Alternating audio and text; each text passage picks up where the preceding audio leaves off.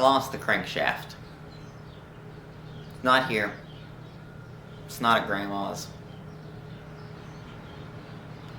I don't know. So today, we're going to just quickly look at some stuff for day 2 of this engine rebuild. And day 3 might be a little bit away. So, let's do it. So, this is the engine block. It's kind of fun. We can see cylinder 1, cylinder 2, they're labeled, but no crankshaft. I've also am missing the bearings, the replacement ones. And if you don't know what bearings I'm talking about, this one still has it sitting in here. If I can slide it out there, yeah. This little piece of metal, the crankshaft bearing. And that's actually what I ate up. These pistons have 100,000 miles on them. And all I did was try to take care of it. Ran some fuel cleaner every now and then. And tried to use good gas. And just generally took care of the car. Did my oil changes like I was supposed to. And changed spark plugs at 70,000. Which is also when I put the turbo kit on. But I took the turbo kit off at 80,000. So it didn't get much heavy turbo use. This piston's looking actually really good, except for it's got some scarring down here in the connecting rod carrier bearing thing. Pretty chewed up. That one's probably one of the cylinders that ate a bearing. This one's still got its bearing in there, so this one must have been okay.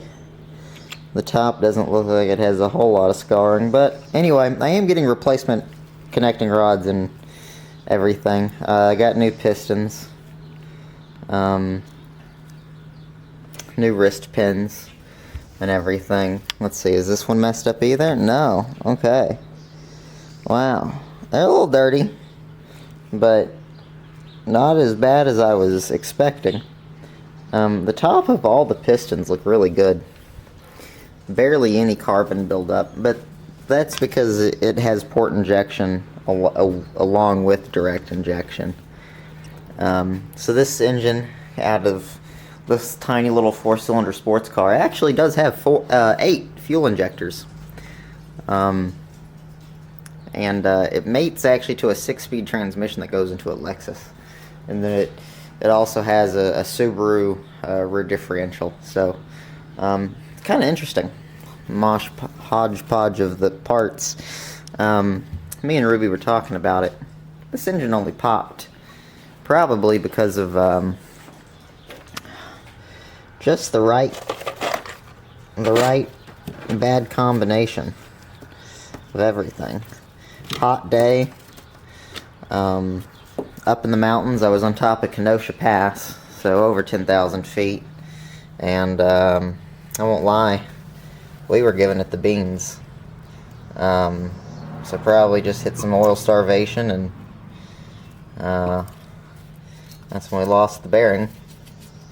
Right at 100,000 miles too, so it did the Subaru thing at the Subaru time, like a Subaru does, except for normally people joke about the head gasket. This car doesn't really have a head gasket problem though. I'm trying to clean this off. Maybe I'll set this up on the camera stand and you'll watch me clean in fast forward movement.